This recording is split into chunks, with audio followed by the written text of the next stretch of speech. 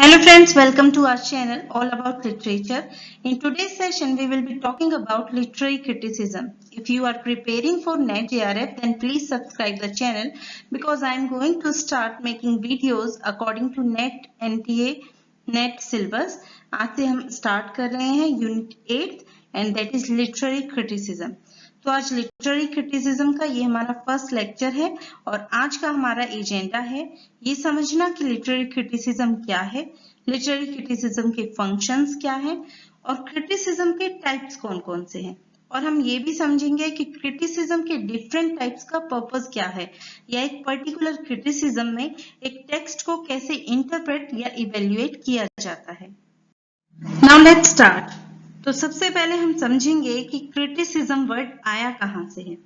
Criticism word Greek word क्रिटिकोस और Latin word क्रिटिकस से आया है। लिटरेरी क्रिटिसिज्म क्या होता है?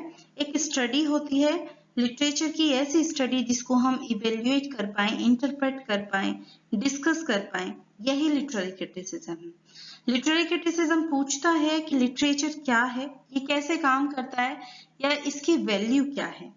ये हमें हेल्प करता है समझने में कि कोई भी टेक्स्ट इंपॉर्टेंट क्यों है, किसी टेक्स्ट का स्ट्रक्चर क्या है, किस कॉन्टेक्स्ट में वो लिखी हुई है, या सोशल इकोनॉमिक और हिस्टोरिकल कंडीशंस क्या है किसी पर्टिकुलर वर्क की या किसी गिवन वर्क की, और किस तरह से एक टेक्स्ट रीडर को मैनिपुलेट करती है। ये सारी चीजें हमें लिटरेरी क्रिटिसिज्म बताता है।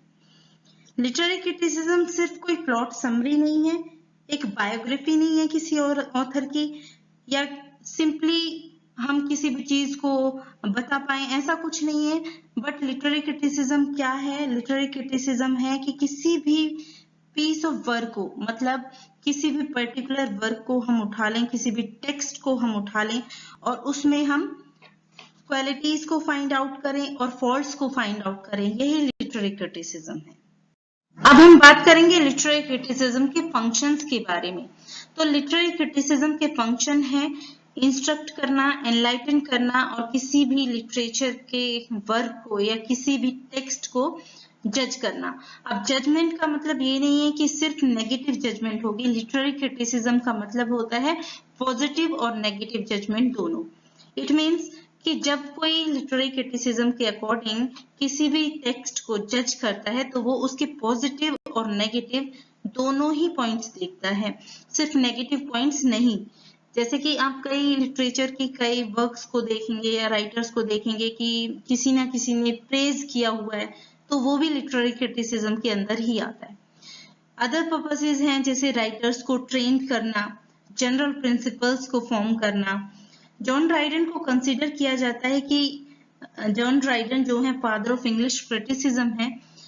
जॉन ड्राइडन इसलिए father of English criticism consider किए जाते हैं बिकॉज वो फर्स्ट थे जिन्होंने इंग्लिश पीपल को टीच किया कि प्रिंसिपल्स के अकॉर्डिंग जब कोई कंपोजिशन करता है तो उसकी मेरिट को किस तरह डिटरमिन करना है। तो उन्होंने प्रिंसिपल्स को वैल्यू दी, रूल्स और प्रिंसिपल्स को जॉन ड्राइडन ने वैल्यू दी। एरिस्टोटल जो है वो फर्स्ट थिंकर हैं जिन्होंने बात की जो टेक्स्ट और ऑडियंस है उसके बीच जो रिलेशनशिप है इसके बारे में बात करने वाले फर्स्ट थे एरिस्टोटल। एरिस्टोटल ने बात की कि जो स्टेज पर परफॉर्म हो रहा है और उससे जो रिस्पॉन्स मिल रहा है, यानी ऑडियंस जो देख रही है उससे जो रिस्पॉन्स मिल रहा है, इन दोनों के बीच की रिलेशनशिप को सबसे पहले एरिस्टोटल ने बात की। लिटरेरी क्रिटिसिज्म हमें हेल्प करता है ये समझने में कि ऑथर्स, रीडर्स और टेक्स्ट के बीच में क्या रिलेशनशिप है। प्राइमरी फंक्शन जो है लिटरेरी क्रिटिसिज्म का वो है कि आप किसी भी पर्टिकुलर वर्क को पढ़ते हैं, लिटरेचर के किसी भी वर्क को अगर आप पढ़ते हैं, उसको अंडरस्टैंड करते हैं, तो इसका मतलब है कि आपकी नॉलेज जो है वो इंक्रीज होती है, आपको इंफॉर्मेशन मिलती है। तो यही इसके प्राइमरी फंक्शंस में आ जाते हैं। Now let's talk about the types of literary criticism. There are varieties of literary criticism. तो सबसे पहले हम करेंगे मिमेटिक क्रिटिसिज्म। मिमेटिक क्रिटिसिज्म जो है ये ड्राइव किया गया एरिस्टोटल की टीचिंग से। मिमेटिक क्रिटिसिज्म एग्जामाइन करता है कि लिटरेरी वर्क जो है एक इमिटेशन है, एक रिप्रेजेंटेशन है वर्ल्ड की और ह्यूमन लाइफ की। इस टाइप का क्रिटिसिज्म जो है हम प्लेटो और एरिस्टोटल के वर्क्स में देख सकते हैं। मिमेटिक क्रिटिसिज्म फाइंड करता है कि how well a work accords with real life, कि कोई एक वर्क जो है वो कितनी अच्छी तरह से रियल लाइफ से तालमेल खाता है। इसका एक एग्जाम्पल है, the monster is compared to Adam and the creation of man. The monster is compared to Adam and the creation of man. तो मॉन्स्टर को कंपेयर किया गया है एडम और क्रिएशन ऑफ मैन से। नेक्स्ट है हमारा सोशियोलॉजिकल क्रिटिसिज्म। सोशियोलॉजिकल क्रिटिसिज्म में हम लिटरेचर को लार्जर सोशल कॉन्टेक्स्ट में समझते हैं। इसमें हम देखते हैं कि किस तरह से सोसाइटी के ऊपर इफेक्ट आ रहा है, मींस हमारा क्या व्यू पॉइंट है, हम क्या समझ रहे हैं, हम कैसे देख रहे हैं सोसाइटी को, इसका सोशल इम्पैक्ट होता है हमारे व्यू पॉइंट पर। For example Animal Farm by George Orwell in 1944 ये लिखा गया है। इसमें जॉर्ज ऑरवेल ने सेटराइज किया है रशिया में जो इवेंट्स हुए थे after the Bolshevik war, after the Bolshevik revolution, उन सारी सिचुएशंस को जॉर्ज ऑरवेल ने सेटराइज किया है। तो ये सोशियोलॉजिकल क्रिटिसिज्म का एक एग्जाम्पल है। नेक्स्ट है हमारा legislative criticism. Legislative criticism earliest form है क्रिटिसिज्म की। इसके अंदर कुछ रूल्स और प्रिंसिपल्स होते हैं जो हमें फॉलो करने होते हैं, और उन रूल्स और प्रिंसिपल्स को बनाया है एंशिएंट ग्रीक और लैटिन क्रिटिक्स ने। ये जो क्रिटिसिज्म है इसको प्रैक्टिस किया गया था एलिजाबेथन पीरियड में। और इसके अलावा इसमें जो हमें बातें याद रखनी है वो ये है कि इस क्रिटिसिज्म में हम एज्यूम कर लेते हैं कि जो क्रिटिक है वो एक लॉ गिवर है। ये टीच करता है, जो लेजिस्लेटिव क्रिटिसिज्म है टीच करता है कि किस तरह से लिखना है और किस तरह से बेटर लिखना है। ये सारी बातें लेजिस्लेटिव क्रिटिसिज्म के अंदर आती हैं। अब हम बात करेंगे एस्थेटिक क्रिटिसिज्म के बारे में। एस्थेटिक क्रिटिसिज्म लिटरेचर को एज एन आर्ट ट्रीट करता है। ये डील करता है आर्ट, ब्यूटी, अगलीनेस, टेस्ट और एस्थेटिक्स ऑफ आर्ट से ये डील करता है। एस्थेटिक क्रिटिसिज्म का किसी और फील्ड में, यानी कि जैसे साइंस है, रिलीजन है, मॉरलिटी है, इकोनॉमी है, इन सब के फील्ड में कोई रोल नहीं है। इसका रोल है सिर्फ एस्थेटिक्स ऑफ आर्ट के फील्ड में। नेक्स्ट है हमारा descriptive criticism. Descriptive criticism explain करता है किसी भी लिटरेरी वर्क के इफेक्ट्स को, मेथड्स को और उसके ऑब्जेक्टिव्स को।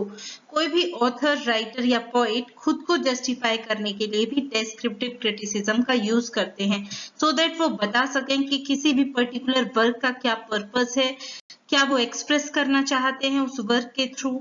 For example, Dryden's essay on dramatic poesy, and also another work that is Ben Jonson's Conversation with Drummond. Next है impressionistic criticism. Impressionistic criticism impressions पर बेस्ड होता है। ये रिकॉर्ड करता है पर्सनल एक्सपीरियंसेस को। एक ऑथर अपनी स्टोरी को सेंटर करता है कैरेक्टर की मेंटल लाइफ के ऊपर, such as impressions, feelings, sensation and emotions etcetera. Next है साइकोलॉजिकल क्रिटिसिज्म। साइकोलॉजिकल क्रिटिसिज्म को साइको एनालिटिकल थ्योरी या साइको एनालिटिकल क्रिटिसिज्म भी कहा जाता है। इसका मेन गोल जो होता है वो होता है किसी भी लिटरेरी टेक्स्ट के अंदर जो अनकॉन्शियस एलिमेंट्स है उनको एनालाइज करना।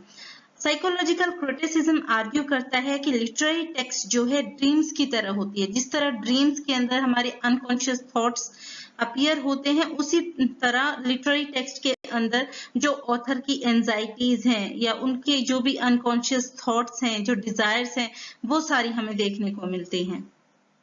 नेक्स्ट है हमारा आर्केटाइपल क्रिटिसिज्म। आर्केटाइपल क्रिटिसिज्म में जब हम किसी भी टेक्स्ट को इंटरप्रेट करते हैं तो हमें फोकस करना पड़ता है रिकरिंग मिथ्स और आर्केटाइप्स के ऊपर। रिकरिंग होता है जो बार बार होता है। अगर आपको डिटेल्ड वीडियो देखनी है आर्केटाइपल थ्योरी की तो यूट्यूब पर ही मैंने अपलोड की हुई है, तो आप देख सकते हैं।